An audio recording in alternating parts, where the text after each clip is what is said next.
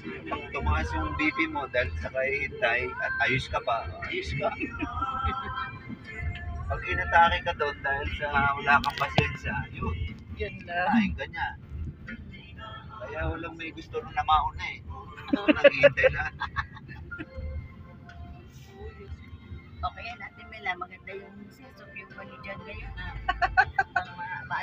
Maalis yung stress mo kagabi pa. Kagabi pa.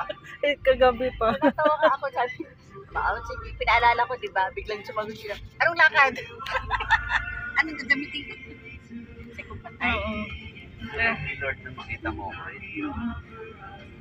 Sabi pa ni Daddy, bakit hindi ka nagsasabi may lakad pala Di ba, kayo? tagal-tagal na nung nilagyan ko pa nga ng tago. Para kumakaway-kaway pag hinahangin. Oo. Sabi niya nga, ano yung kumakaway-kaway na yan? Ay, sabi niya gumagalaw-galaw. Sabi ko, mga day ng friend ni Mami. Sabi niya, hindi ko na pala sinusulat. Hindi na, para madali na tanggal pagtapos na. At saka para pag mali, Oo, oo, natatanda. kunyari mali yung sinabi. Kasi wala nang masusulatan dun, di ba? Oo. Pag sulat na. Gulo-gulo minsan eh. Tsaka para pag gumagalaw, mariremind ka nga. Ano, Sinisisi pa kasi ako. Bakit daw ako nag-a-appointment pag manlakad siya? Sabi, siya nga Eh dito sabi ko, ano naglagay. pang uunahin natin? Yung doktor ko o yung lakad mo? sabi, sabay. Hindi na na-miss si Daddy.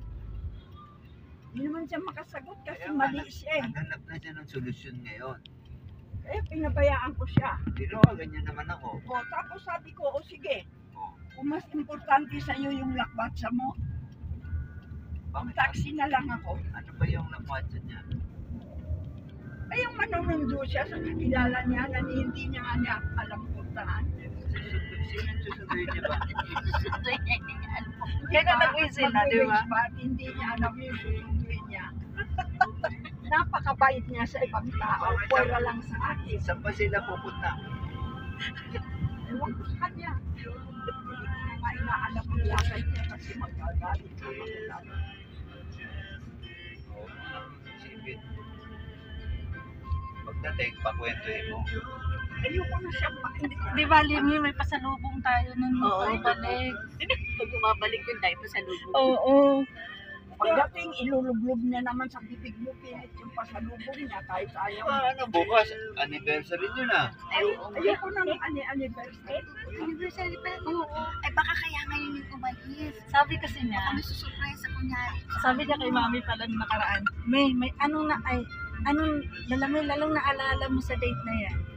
Tapos sabi naman ni Mami, ayaw ko nang alalahanin yan. Tapos sabi naman ni Daddy, hindi Ako pwede. naalala mo naman, ayaw mo pa alala. Baka may sorpresa sa'yo, Ate Ay, Mel. naku, huwag ka nang umasa. Eh, syempre, kaya nga ginalit ka muna niya eh. Ang Hindi niya alam. mahalaga sa kanya, kaligayahan niya. Sinabi niya lang na may susunduin, pero iba yung ano niya. Malay mo Naku, huwag naman. mo na akong lubog. Hindi naman. Text ko nga si Lolo Jud. Lolo Jud. Alam ko yung ugali niya. Tapos paglabas niya yung polo, hindi may Di buto. ba, wala namang palya ang bulaklak mo sa anniversary niyo. Eh, hindi na kukuha sa bulaklak yun. Kailangan, sabi ko nga sa kanya, Ano, magparamdam ka. paano? Hindi yung mga salita-salita lang. Paano nga magpaparamdam? Eh, hindi ko naman nararamdaman sa kanya na binibigyan niya akong importansya. Ang importante sa kanya, masaya siya. At ang magpapasaya sa kanya, yung barkada niya. Asahan ko ba yun? Patuloy mo lang kung sumihin sa mga. Huwag mo na kung sinihin. Kaya nga. Kaya lang, ang hirap din. Nabubuhay ka na parang wala lang siya dyan. Hindi ko na alam na. Nalabas na kita sa takot.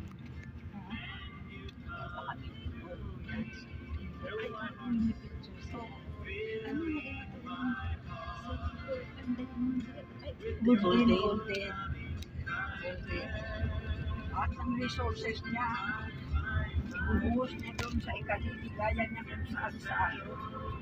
May 20 Sabi pala. ko nga sa kanya, doon ka na kung saan ka maligaya. Kayo na ba doon? Sila mo So, anong titignan sa'yo ni Thompson? Wala ka namang sugat. Linisin siguro. Yung minsan yung kuko niya.